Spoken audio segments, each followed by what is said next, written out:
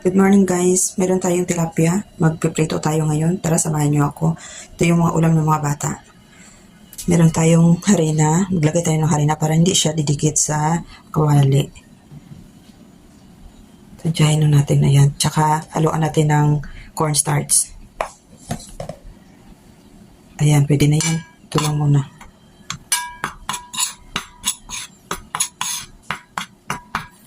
Okay, magpainit muna tayo ng mantika. Habang nagpapainit ng mantika, saka ako maglagay ng harina. Ito na, magpainit muna tayo ng mantika.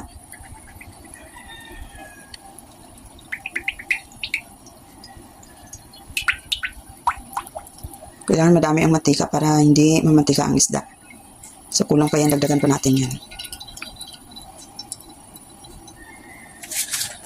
Kukuha na ako. Ito na mga kanini ang isda natin. Nilagyan ko na ng harina at saka may halong cornstarch.